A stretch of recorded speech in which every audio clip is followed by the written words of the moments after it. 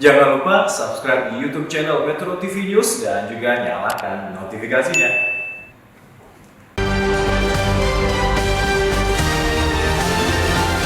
Membumikan Pancasila.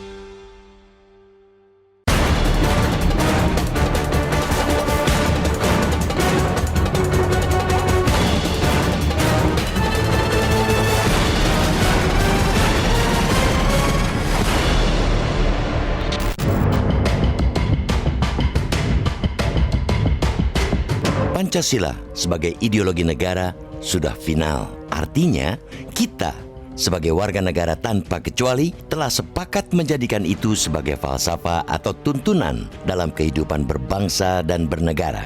Ia termaktub dalam Mukadimah Konstitusi Undang-Undang Dasar 45. Namun, sejak dibacakan Presiden Soekarno pada sidang BPUPKI pada 1 Juni 1945, belum semua orang menghayati, apalagi mengamalkan kelima butir sila tersebut dalam laku hidup sehari-hari. Hasil penelitian yang dipresentasikan Saiful Mujani Research and Consulting atau SMRC kemarin bahkan lebih memprihatinkan.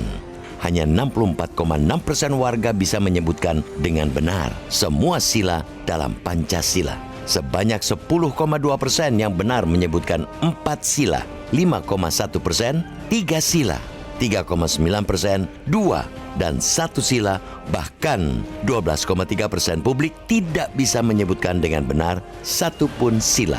Survei dilakukan pada 10-17 Mei 2022.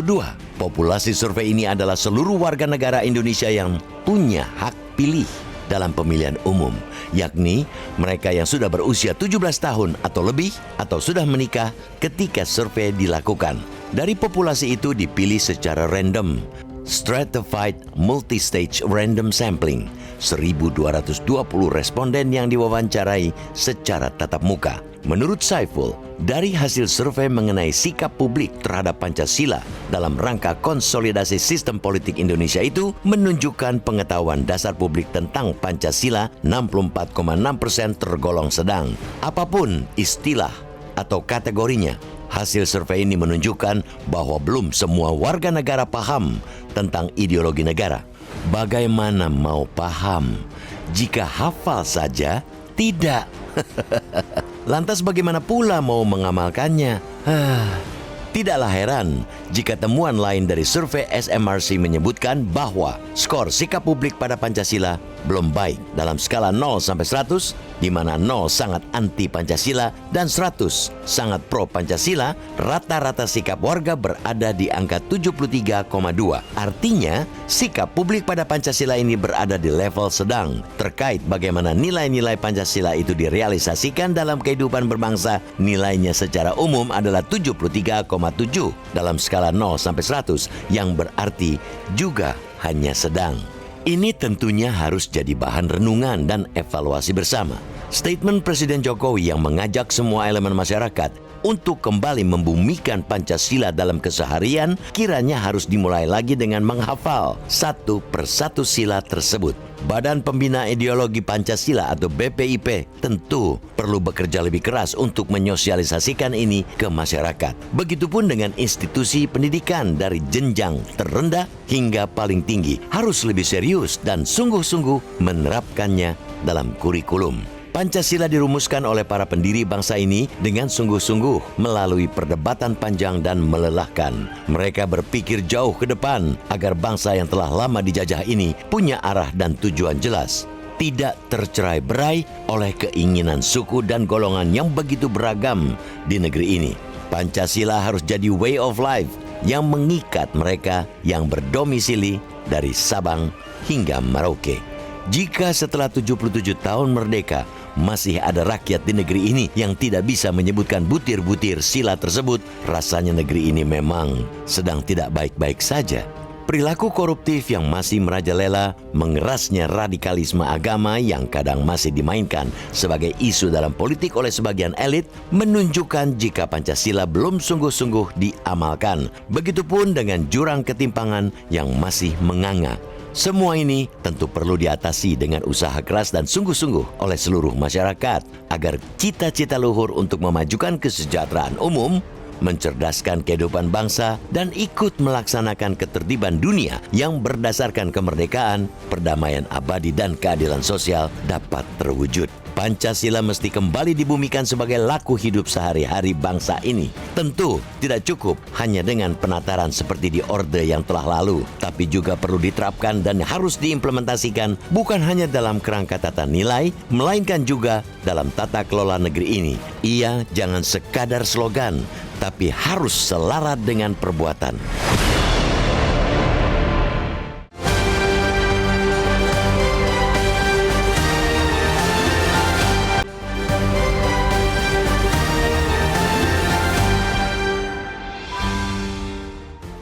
Selamat pagi pemirsa, Pancasila sebagai ideologi negara sudah final. Artinya kita sebagai warga negara Indonesia tanpa kecuali telah sepakat untuk menjadikan Pancasila sebagai falsafah atau tuntunan dalam kehidupan berbangsa dan bernegara. Pancasila termaktub dalam Mukadimah Konstitusi Undang-Undang Dasar 1945, namun sejak dibacakan Presiden Soekarno pada sidang BPUPKI pada 1 Juni 1945, belum semua orang menghayati, apalagi mengamalkan kelima butir sila itu dalam laku hidup sehari-hari. Hasil penelitian yang dipresentasikan Saiful Mujani Research and Consulting atau SMRC kemarin bahkan lebih memprihatinkan.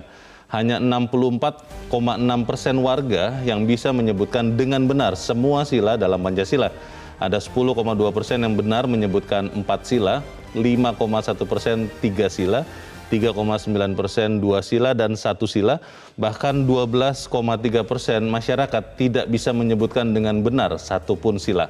Ini tentu harus jadi bahan renungan dan evaluasi bersama. Statement Presiden Jokowi yang mengajak semua elemen masyarakat untuk kembali membumikan Pancasila dalam keseharian harus dimulai lagi dengan menghafal satu persatu sila Pancasila.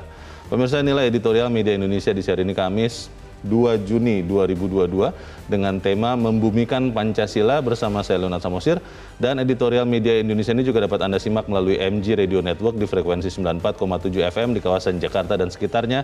Para pendengar dan Anda semua bisa ikut menyatakan pendapat Anda dengan menelepon nomor telepon 021-583-9900. Dan pemirsa, pagi ini telah hadir bersama saya di Studio Metro TV Ketua Dewan Redaksi Media Group Elman Saragih. Bang Elman, selamat pagi. Pagi Bung Leo. Sehat-sehat Bang? Sehat. Masih sepakat bahwa Pancasila dasar negara, Bang?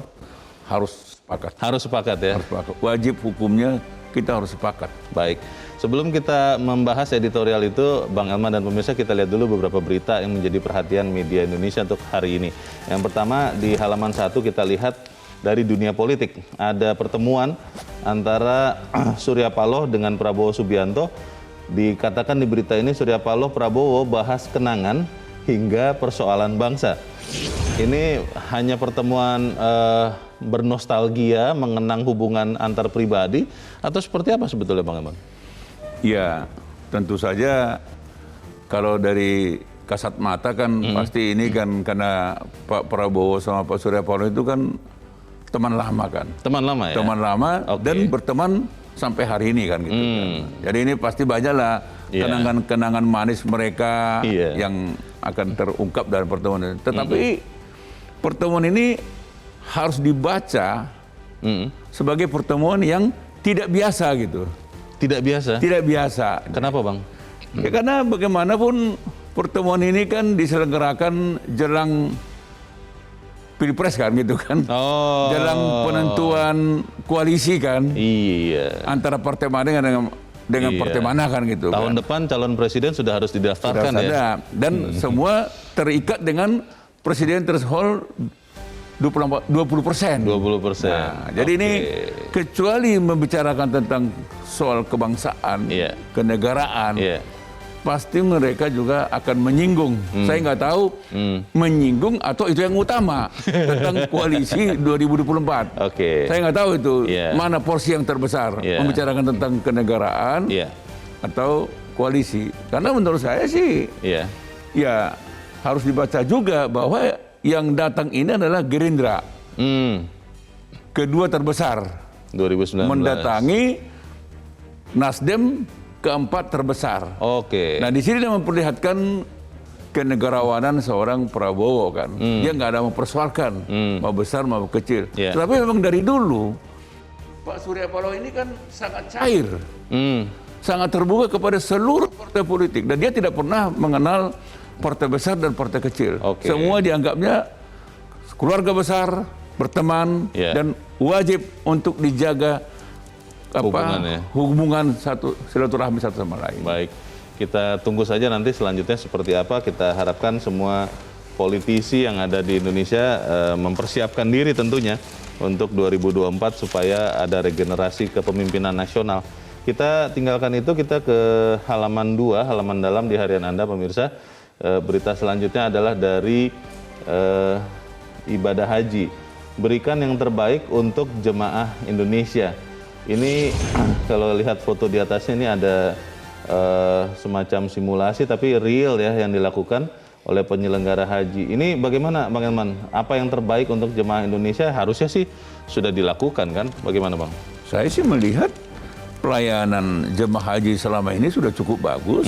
Ya, perkara di sana sini ada kekurangan, menurut saya sih ya wajar aja ya. Tetapi tetap kita ingatkan para penyelenggara haji ini, berikanlah yang terbaik buat para jemaah haji ini, karena terutama mereka yang sudah berusia lanjutkan. Ini betul-betul harus diperhatikan, terutama aspek kesehatan. Dan kita ingatkan penyelenggara haji ini tetap mengingatkan jamaah haji ini tetap melaksanakan prokes. Ya, jangan sampai lalai gitu ya. Jangan sampai kemudian selesai menjalankan ibadah amit-amit ya, tapi bawa pulang COVID begitu, jangan ya Bang ya. Saya percaya kalau tetap mereka prokes, pasti aman lah. Pasti aman ya. Baik, kita doakan supaya penyelenggaraan ibadah haji, khususnya untuk jamaah haji asal Indonesia tahun ini bisa berjalan dengan aman dan lancar. Kita beralih ke berita selanjutnya, masih dari halaman 2, terkait dengan energi ini, Bang Elman. Ini berita yang berasal dari hasil acara MGN Summit ya, pada hari Selasa yang lalu. Potensi EBT, energi baru terbarukan di Indonesia, melimpah. Memang betul kita punya banyak potensi Bang untuk sumber energi selain sumber energi fosil. Pertanyaannya adalah apakah itu bisa kita maksimalkan penggunaannya? Bagaimana Bang Elman? Ya, mestinya harus dimaksimalkan ya. Karena seperti yang Bung Leo katakan tadi kan, energi baru terbarukan sangat melimpah. Betul. Ada air, ada matahari, panas bumi Bang. Panas bumi, ada angin, semua melimpah di Indonesia ini. Sehingga kalau ini dimaksimalkan, satu saat kita tidak akan terikat dengan import energi kan gitu. Jadi energi kita fosil, ya? Mau ada perang Ukraina dengan Rusia, nggak ada urusan, karena kita udah lebih dari cukup mestinya. Tapi kalau sekarang kan lihat aja, begitu ada gejolak di Ukraina, langsung terimbas dengan harga minyak melonjak, Nah, ini mestinya menjadi perhatian penyelenggara negara lah. Ya, kita harapkan semoga ada tindak lanjut lebih jauh, karena kalau di Kementerian ESDM, Energi Sumber Daya Mineral, Bang, sudah ada sebetulnya Direktorat Jenderal Energi Baru Terbarukan. Tapi nama doang kan? Ada direktoratnya, ada dirjennya, tapi masih belum banyak itu energi baru terbarukan masuk ke sistem kita, Bang. Mana karyanya kan gitu. Itu dia. Kita tunggu nanti sama-sama seperti apa penggunaan EBT ini. Kita ke editorial pemirsa, dan Bang Elman, membumikan Pancasila. Kalau melihat katanya membumikan berarti membuat seperti apa ya, sesuatu yang hidup di bumi kita.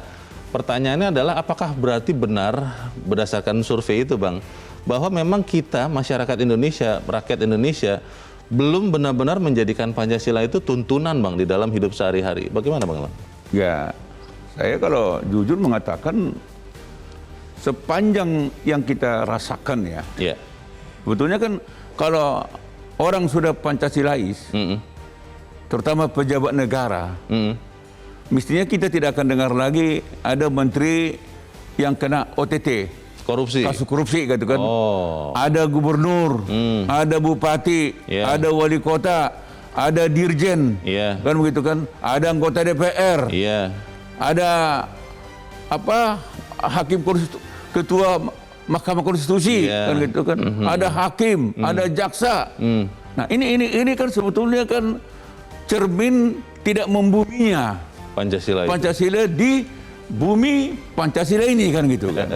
Itu kan sebuah fakta. Itu membuat misalnya kayak hasil survei ini kan, yang hafal persis Pancasila itu baru 64,6%. Nah ini kan catatan kan. Nah kita mungkin juga orang jadi Pancasila buat apa dihafal? Lihat aja itu menteri korupsi juga. Jadi malas. Nah ini. Jadi saya tentu tidak terlalu menyalahkan, walaupun salah. Orang kalau tidak hafal Pancasila, ya menurut saya tidak baik. Bukan warga Indonesia. Tetapi melihat keadaan keseharian kita, ketika mereka melihat pejabat penyelenggara negara ini hanya mampu menyatakan Pancasila, tapi perbuatannya dia tetap mengagung-agungkan pentingnya korupsi. Ini kan fakta. Lihat aja begitu. Menteri, bupati, wali kota, gubernur, dirjen, anggota DPR, jaksa, hakim, polisi. Gimana? Tapi pertanyaannya begini Bang, bagaimana kita bisa kemudian membumikan ini tanpa juga kembali berwacana? Karena sayangnya soal membumikan Pancasila ini kelihatannya banyak berhenti di tataran wacana. Kita akan bahas itu Bang Eman dan pemirsa, nilai editorial Media Indonesia untuk hari ini, Kamis 2 Juni 2022, membumikan Pancasila.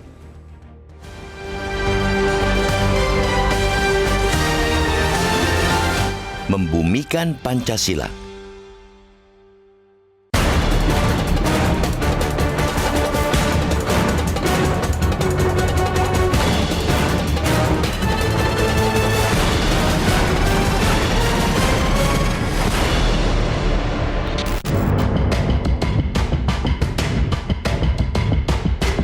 Pancasila sebagai ideologi negara sudah final. Artinya, kita sebagai warga negara tanpa kecuali telah sepakat menjadikan itu sebagai falsafah atau tuntunan dalam kehidupan berbangsa dan bernegara. Ia termaktub dalam Mukadimah Konstitusi Undang-Undang Dasar 45. Namun, sejak dibacakan Presiden Soekarno pada sidang BPUPKI pada 1 Juni 1945, belum semua orang menghayati, apalagi mengamalkan kelima butir sila tersebut dalam laku hidup sehari-hari. Hasil penelitian yang dipresentasikan Saiful Mujani Research and Consulting atau SMRC kemarin bahkan lebih memprihatinkan. Hanya 64,6% warga bisa menyebutkan dengan benar semua sila dalam Pancasila. Sebanyak 10,2% yang benar menyebutkan 4 sila, 5,1%, 3 sila, 3,9%, 2 dan 1 sila, bahkan 12,3% publik tidak bisa menyebutkan dengan benar satu pun sila. Survei dilakukan pada 10-17 Mei 2022. Populasi survei ini adalah seluruh warga negara Indonesia yang punya hak pilih dalam pemilihan umum, yakni mereka yang sudah berusia 17 tahun atau lebih atau sudah menikah ketika survei dilakukan. Dari populasi itu dipilih secara random, stratified multi-stage random sampling, 1.220 responden yang diwawancarai secara tatap muka. Menurut Saiful, dari hasil survei mengenai sikap publik terhadap Pancasila dalam rangka konsolidasi sistem politik Indonesia itu menunjukkan pengetahuan dasar publik tentang Pancasila 64,6% tergolong sedang. Apapun istilah atau kategorinya, hasil survei ini menunjukkan bahwa belum semua warga negara paham tentang ideologi negara. Bagaimana mau paham jika hafal saja tidak? Lantas bagaimana pula mau mengamalkannya? Tidaklah heran jika temuan lain dari survei SMRC menyebutkan bahwa skor sikap publik pada Pancasila belum baik dalam skala 0 sampai 100, di mana 0 sangat anti Pancasila dan 100 sangat pro Pancasila. Rata-rata sikap warga berada di angka 73,2. Artinya, sikap publik pada Pancasila ini berada di level sedang. Terkait bagaimana nilai-nilai Pancasila itu direalisasikan dalam kehidupan berbangsa, nilainya secara umum adalah 73,7 dalam skala 0 sampai 100, yang berarti juga hanya sedang. Ini tentunya harus jadi bahan renungan dan evaluasi bersama. Statement Presiden Jokowi yang mengajak semua elemen masyarakat untuk kembali membumikan Pancasila dalam keseharian kiranya harus dimulai lagi dengan menghafal satu persatu sila tersebut. Badan Pembina Ideologi Pancasila atau BPIP tentu perlu bekerja lebih keras untuk menyosialisasikan ini ke masyarakat. Begitupun dengan institusi pendidikan dari jenjang terendah hingga paling tinggi harus lebih serius dan sungguh-sungguh menerapkannya dalam kurikulum. Pancasila dirumuskan oleh para pendiri bangsa ini dengan sungguh-sungguh melalui perdebatan panjang dan melelahkan. Mereka berpikir jauh ke depan agar bangsa yang telah lama dijajah ini punya arah dan tujuan jelas. Tidak tercerai-berai oleh keinginan suku dan golongan yang begitu beragam di negeri ini. Pancasila harus jadi way of life yang mengikat mereka yang berdomisili dari Sabang hingga Merauke. Jika setelah 77 tahun merdeka, masih ada rakyat di negeri ini yang tidak bisa menyebutkan butir-butir sila tersebut, rasanya negeri ini memang sedang tidak baik-baik saja. Perilaku koruptif yang masih merajalela, mengerasnya radikalisme agama yang kadang masih dimainkan sebagai isu dalam politik oleh sebagian elit, menunjukkan jika Pancasila belum sungguh-sungguh diamalkan. Begitupun dengan jurang ketimpangan yang masih menganga. Semua ini tentu perlu diatasi dengan usaha keras dan sungguh-sungguh oleh seluruh masyarakat agar cita-cita luhur untuk memajukan kesejahteraan umum, mencerdaskan kehidupan bangsa, dan ikut melaksanakan ketertiban dunia yang berdasarkan kemerdekaan, perdamaian abadi, dan keadilan sosial dapat terwujud. Pancasila mesti kembali dibumikan sebagai laku hidup sehari-hari bangsa ini. Tentu tidak cukup hanya dengan penataran seperti di Orde yang telah lalu, tapi juga perlu diterapkan dan harus diimplementasikan bukan hanya dalam kerangka tata nilai, melainkan juga dalam tata kelola negeri ini. Ia jangan sekadar slogan, tapi harus selaras dengan perbuatan.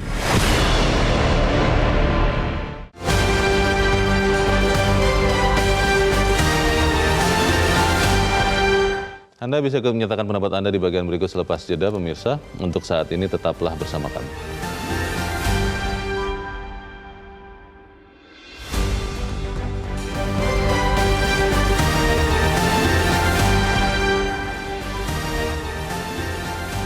Terima kasih pemirsa, Anda masih bersama kami di Editorial Media Indonesia. Dan Bang Elman, kita saat ini mau bertanya dulu Bang, kita sudah tersambung lewat saluran telepon dengan pendiri SMRC, Saiful Mujani. Mas Saiful Mujani, selamat pagi. Selamat pagi. Ya, Mas Saiful, hasil survei SMRC terakhir terkait dengan penerimaan atau bagaimana masyarakat Indonesia menghidupkan Pancasila dalam kehidupannya, kelihatannya mengkonfirmasi dugaan selama ini bahwa Pancasila jangan-jangan sudah mulai ditinggalkan atau dilupakan. Tapi kalau kesimpulan dari survei ini sebetulnya Mas Saiful, apa ya yang kemudian harus segera diperbaiki kalau memang harus diperbaiki, Mas?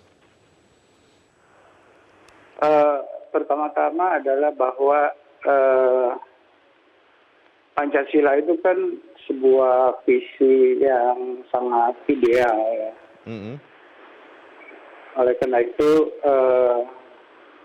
realisasinya dalam kehidupan sehari-hari itu bukan pekerjaan sehari dua hari tentu saja. Tetapi itu keseluruhan dari upaya kita sebagai bangsa. Iya. Tapi harus ada tahapan-tahapan dicapai, target-target setiap 5 tahun, 10 tahun dan seterusnya. Realisasi dari Pancasila itu. Sejauh ini ada pemahaman yang belum kuat di masyarakat sebelum kita bicara tentang realisasi, pemahamannya saja tentang nilai-nilai Pancasila itu belum kuat. Dari sila-sila Pancasila itu, sila pertama sampai kelima itu masih belum kuat di masyarakat. Mas Saiful, dari survei itu yang kan ada hasil mengatakan bahwa banyak yang tidak hafal sila, itu bisa terlihat tidak, Mas? Itu apakah anak muda dari umurnya, apakah juga orang-orang tua juga tidak ingat Pancasila, bisa ketahuan tidak, Mas? Iya, ketahuan. Jadi siapa sebenarnya orang yang tahu Pancasila dan yang tidak, kira-kira begitu ya. Iya. Kalau kita lihat secara sederhana demografi dari orang-orang ini, asumsi bahwa kan ada yang berpendapat reformasi ini telah melupakan Pancasila. Iya. Iya. Ada yang berpendapat begitu. Betul. Sejak reformasi Pancasila sudah tidak diajarkan lagi di sekolah dan sebagainya. Iya. Itu terkonfirmasi tidak dari hasil survei, Mas? Tidak. Jadi tidak. Saya justru menemukan kebalikannya. Bahwa ini soal pengetahuan ya, bukan soal sikap. Iya.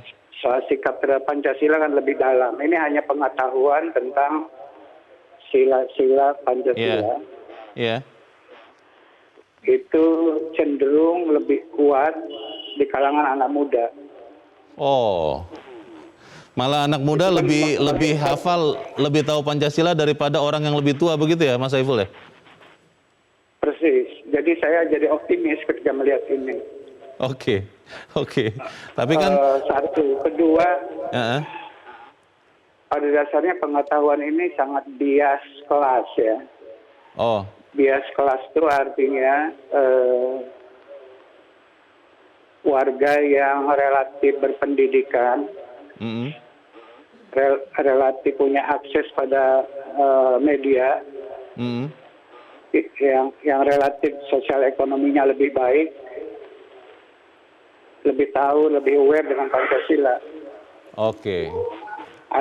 Artinya apa? Artinya orang yang kurang aware dengan Pancasila itu adalah karena akses mereka terhadap pendidikan dan terhadap media dan sebagainya yang kurang. Oleh karena itu banyak di kalangan yang kurang terpelajar. Pedesaan. Baik. Luar Jawa dan sebagainya. Baik. Kita berterima kasih Mas Saiful Mujani. Survei ini membuat kita harusnya bisa bergerak lebih lanjut lagi dan semoga Pancasila ini benar-benar hidup ya, bukan hanya ada di tulisan-tulisan. Mas Saiful Mujani, pendiri SMRC, terima kasih sudah mencerahkan kami pagi ini. Selamat pagi, Mas Saiful. Menarik Bang Elman, bahwa di hasil survei itu yang tadinya saya terus terang mengira bahwa katanya generasi muda, generasi Z, zilenial itu tidak peduli dengan Pancasila, malah katanya lebih tahu, lebih hafal Pancasila daripada generasi yang lebih tua. Ini bagaimana nih Bang? Ya, menurut saya sih bagus ya. Justru tadinya yang kita khawatirkan kan generasi muda ini kan sudah skeptis kan gitu. Iya. Faktanya memang tidak kan. Jadi kalau menurut saya ini bagus. Jadi lebih orang muda lebih kuat kan gitu. Iya. Pengetahuannya loh ya. Tahu Pancasilanya ya. Ini kan pengetahuan. Bunyi kan, Pancasilanya seperti apa itu yang lebih potret. Bagus itu kan. Iya. Memang prinsipnya sebetulnya kan. Pengetahuan tentang Pancasila itu aja kalau dia tidak tahu. Bagaimana dia mengimplementasikannya, bagaimana dia mengamalkannya kan, kan itu kan soal kan. Betul. Dan itulah persoalan kita 77 tahun Pancasila ini dilahirkan bersama-sama dengan Indonesia merdeka.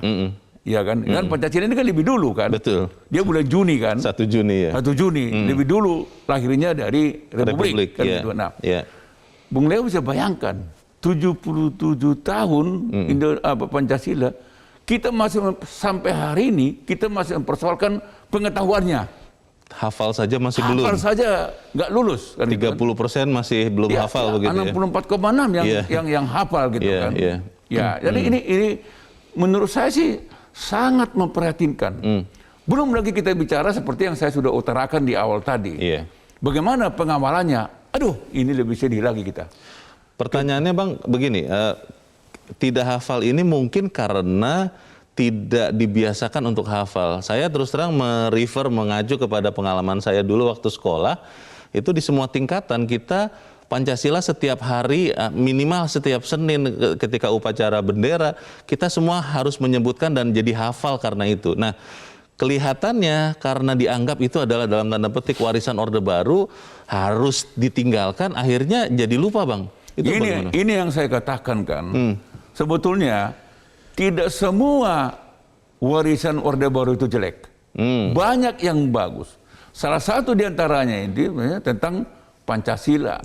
Zaman Orde Baru ada BP7, ada P4. Penataran P4 ya. Bahkan dulu wartawan kalau ke luar negeri harus ada sertifikat sudah ditatar gitu kan. Nah ini kan penting. Nah menurut saya ini yang kita lalaikan era reformasi ini. Seolah-olah Pancasila itu tidak terlalu penting. Padahal bayangkan kalau Pancasila itu tidak meresap dalam hati sanubari, dalam kehidupan rakyat kita ini, bagaimana nasib bangsa ini kan? Sekarang aja coba kita tetap berpancasila, tapi muncul khilafah kan gitu. Ini kan tantangan yang di depan mata. Jadi kalau menurut saya itu harus dihidupkan lagi. Kalau boleh tiap hari masuk sekolah, tiap murid mahasiswa melafalkan Pancasila itu. Itu bisa dianggap pemaksaan indoktrinasi atau tidak Bang? Karena kan belakangan ini dianggap semua yang seperti itu melanggar hak asasi manusia individu-individu. Bagaimana Bang? Bagaimana kita mengatakan melanggar hak asasi manusia dengan melafalkan Pancasila, hormat bendera merah putih, lagu Indonesia Raya. Ini kan hal-hal yang sakral. Dan ini tidak boleh dianggap kalau kita misalnya kan katakanlah tanda kutip kita paksa orang harus melafalkan Pancasila tiap hari. Bagaimana kita mengatakan itu melanggar hak asasi manusia? Bukankah Pancasila itu adalah arah hidup berbangsa dan bernegara? Dan itu kesepakatan kita bersama sebagai bangsa kan? Kalau Bung Leo tidak mencintai Pancasila, bagaimana Bung Leo bisa mencintai merah putih? Bagaimana Bung Leo bisa mencintai NKRI ini? Ini kan sama dan sebangun, satu paket ini. Jadi menurut saya janganlah kita sedikit melanggar hak asasi manusia. Jadi menurut saya kita kembalikan P4 itu dengan tentu menyesuaikan dengan keadaan. Betul. Itu penting itu. Baru nanti kita belum bicara soal pengamalan loh Leo. Betul. Saya sudah katakan tadi. Itu dia. Bagaimana kita mencintai Pancasila? Kita lihat misalnya Menteri korupsi, tiap hari kita baca di koran. Itu jelas, ada gubernur, ada wali kota, ada bupati, dirjen, jaksa, anggota DPR, hakim, semuanya.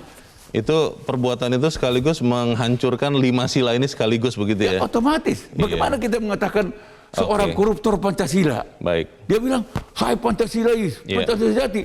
Korupsi. Bahkan ada kemarin saya lihat, saya baca polisi yang sudah divonis korupsi karena kelakuan baik. Sekarang masuk polisi lagi dia. Ini gimana ini Leo?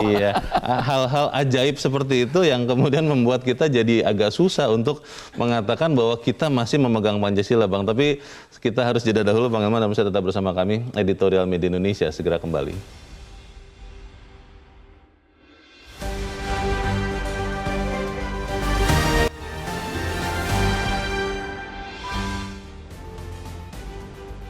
Terima kasih Bisa masih bersama kami di Editorial Media Indonesia. Bang Eman, kita mau mendengarkan juga Bang pendapat dari pemirsa Metro TV sebelum kita lanjutkan diskusi kita. Kita sudah terhubung dengan pemirsa Metro TV di kawasan Pejaten, Jakarta. Ada Ibu Ong Mei Hua. Ibu Ong, selamat pagi. Selamat pagi Bang Leo, selamat pagi Bang Elman. Selamat Bang pagi Leo Ibu Ong. masih hafal nggak dengan Ya, sila Bu. Pancasila? Saya masih hafal Bu, ketuhanan yang Maha Esa, kemanusiaan yang adil dan beradab, persatuan Indonesia, kerakyatan yang dipimpin oleh hikmat kebijaksanaan dalam permusyawaratan perwakilan, keadilan sosial bagi seluruh rakyat Indonesia. Betul ya Bu? 100 Bang Leo. Jiwa Tapi tentunya- Pancasilanya masih. Oke, tapi tentunya Ibu Ong punya pendapat Bu, bagaimana Bu? Silakan Bu. Jadi Pancasila sebagai ideologi negara. Banyak Bang Eman yang hafal hanya 64,6. Lalu yang lain Iya. setengah-setengah ya. Di sini Bang Leo, jiwa Pancasilanya belum menghayat di dalam sanubari, Iya. terutama pejabat kita Bang, Iya. anggota DPR kita, mahasiswa, dan anak-anak pelajar kita. Iya. Dulu Bang Leo, waktu Ibu muda, kita sebagai PNS, istri PNS ditatar Bang. Iya, Bu. PNS juga ditatar P4.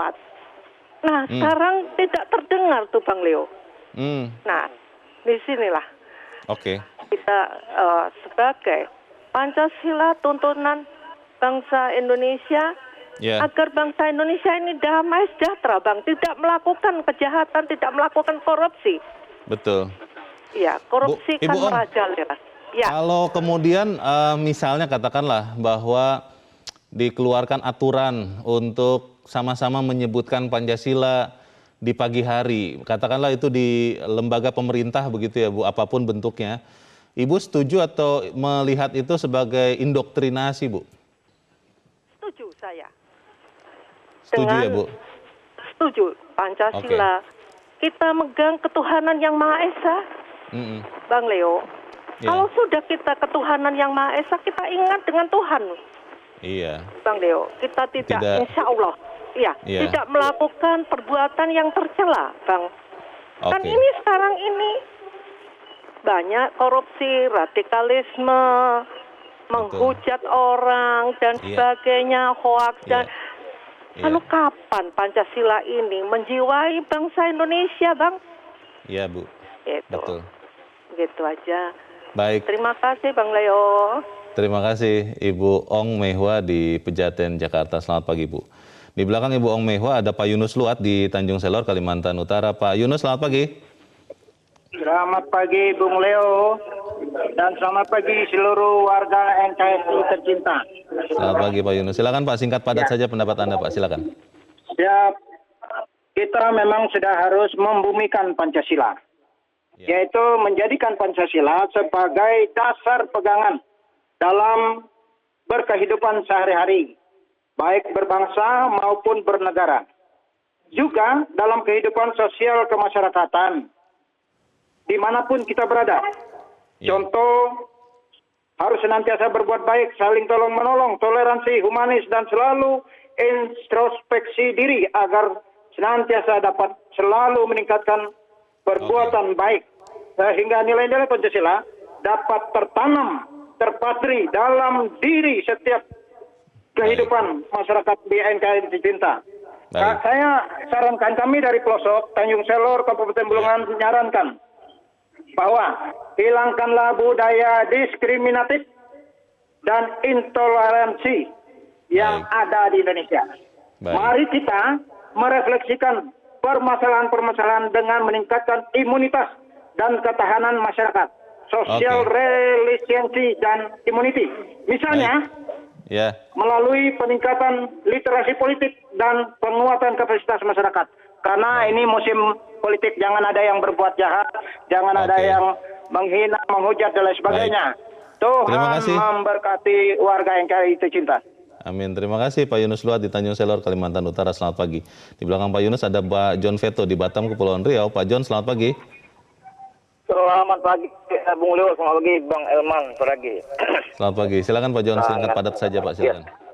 Saya sangat setuju nih apa yang dikatakan Presiden membumikan Pancasila ya. Memang betul, kita memang betul di ujung riskan kita. Ideologi, dan kita kan sepakat Pancasila ini ideologi bangsa. Ya.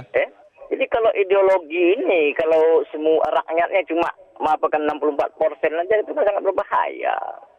Jadi begini, saran saya gini aja, saya punya pemikiran dari dulu, saya punya pemikiran besar. Ada namanya yang dipegang oleh MPR, itu namanya 4 pilar. Cobalah, ya, anggota DPR yang MPR itu, dia betul-betul yang bertanggung jawab di 4 pilar ini turun lah, kira. Setiap daerah itu coba ada taman hanya 4 pilar. Jadi anak-anak bermain sudah bisa dihafal Pancasila. Oh ini, coba ini. Jadi ada juga peran pemerintah daerah. Dia anak-anak berjalan kan ada. Oh ini taman 4 pilar. Untuk anak bermain ada situ Pancasilanya. NKRI-nya, Bhinneka Tunggal Ika-nya, Undang-Undang Dasar. Jadi situ. Ini gampang aja sebenarnya. Asal nawa itu kita aja Bang Leo. Sedih juga kita kalau ini terjadi. Harus segera dibenahi. Mudah-mudahan tapi ini kalau semua unsur. Maksudnya semuanya harus memperbaiki ini. Terima kasih Pak John Veto di Batam, Kepulauan Riau untuk pendapat Anda. Selamat pagi Pak. Di belakang Pak John ada Ibu Indra di Cirebon, Jawa Barat. Ibu Indra, selamat pagi. Selamat pagi Bung Leonard Samosir dan Bung Elman Saragi. Assalamualaikum warahmatullahi wabarakatuh. Waalaikumsalam warahmatullahi wabarakatuh. Bagaimana Bu Indra? Silakan Bu. Ya, membumikan Pancasila. Bung Elman dan Bung Leo terkejut hasil survei kan? Walaupun memang itu yang diharapkan, iya.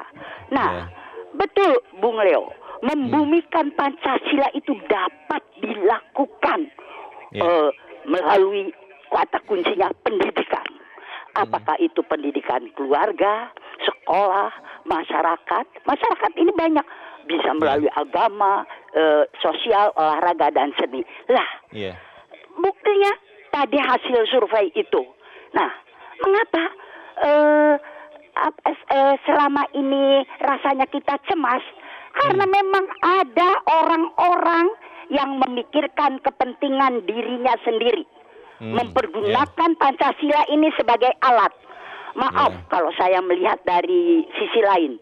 Ada orang yang semulanya merasa melahirkan dalam tanda kutip Pancasila, gembar-gembor, dan kalau itu tidak terbukti, lalu dia ubah lagi dengan cara ingin mengubah atau mengganti Pancasila sebagai dasar negara. Tidak mempan. Nah, ini yang terakhir, menuduh ada orang-orang yang tidak Pancasilais. Padahal orang-orang itu dibentuk, didirikan, diarahkan, istilahnya digembalakanlah oleh dia. Dituduh ada bangkitnya komunis, radikal teroris, kemudian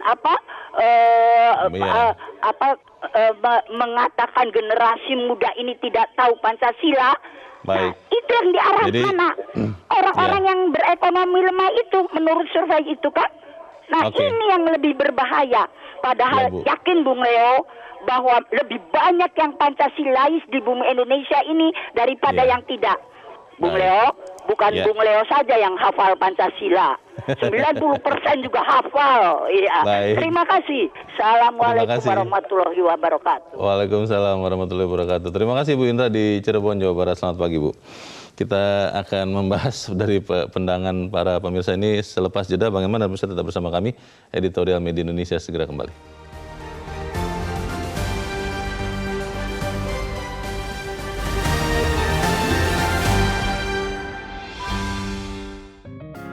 Media Indonesia mengajak Anda untuk mengakses fitur premium e-paper. Dengan sajian konten berbasis intelektual dan meneguhkan kebangsaan, Media Indonesia tampil dengan lebih dinamis melalui e-paper Media Indonesia yang dapat Anda akses kapan saja, di mana saja.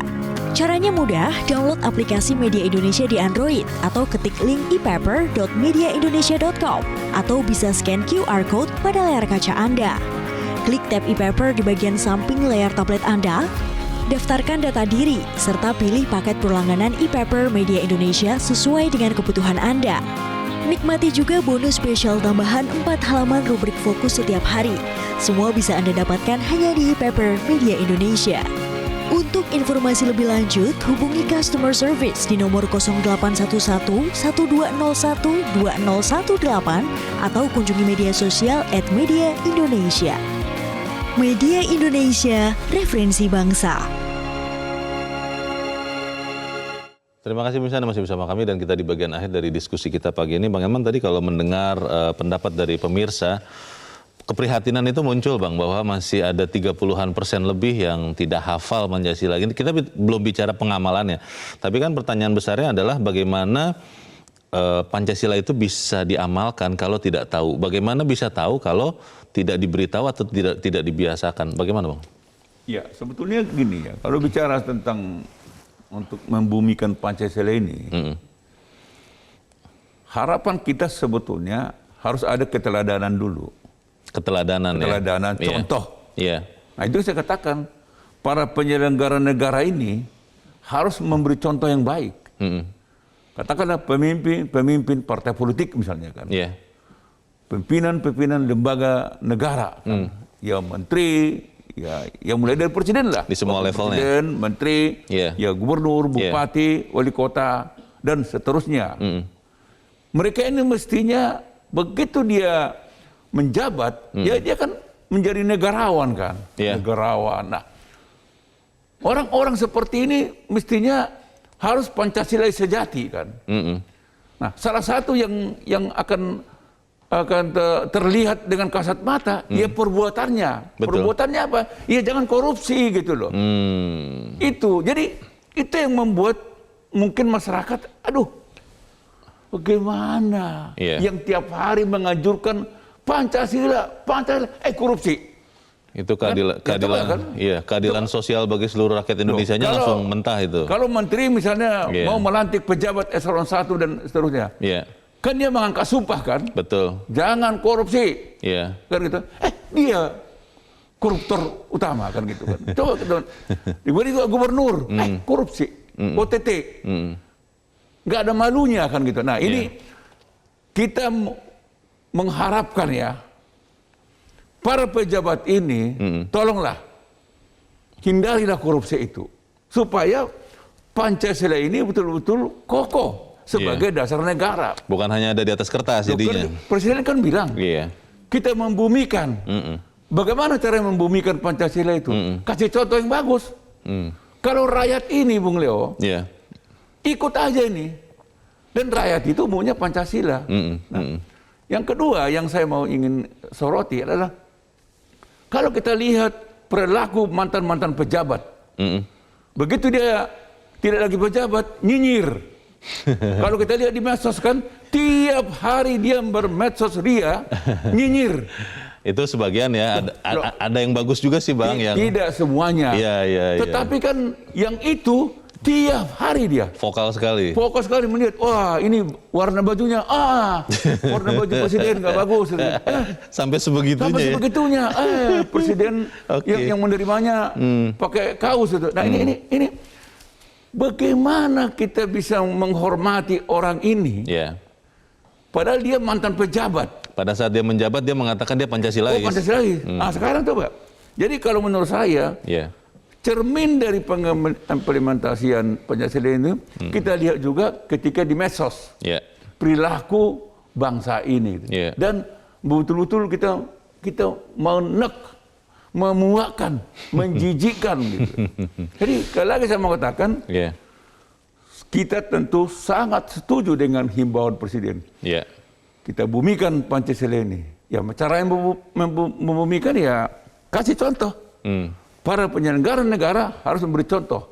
Para pimpinan partai harus memberi contoh. Jangan lagi ada nanti presiden partai atau ketua partai masuk bui kan gitu. Nah ini terutama menjelang Pilpres ini. Cobalah para pemimpin partai bersepakat. Pilihlah calon presiden yang akan datang betul-betul memang Pancasila sejati. Gitu. Baik. Kita harapkan benar-benar kita bisa membumikan Pancasila, bukan hanya mengatakan kita akan membumikan Pancasila. Kalau dengan kata lain, jangan omdo. Jangan hanya omong doang. Jangan omong doang. Baik. Siapa juga bisa omdo. Baik. Tapi prakteknya gimana gitu. Bagaimana kita sama-sama laksanakan Pancasila. Bang Elman Saragih, terima kasih sudah hadir di tempat ini, Bang. Selamat pagi. Pemirsa, Pancasila harus kembali dibumikan sebagai laku hidup sehari-hari bangsa kita.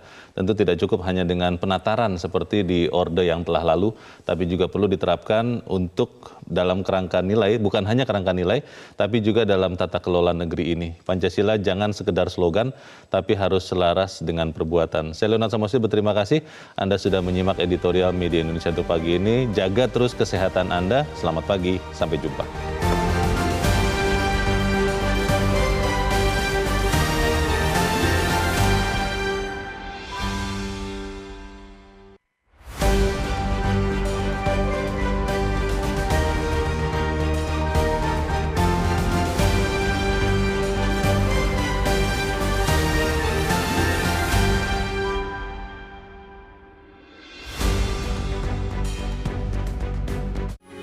Metro TV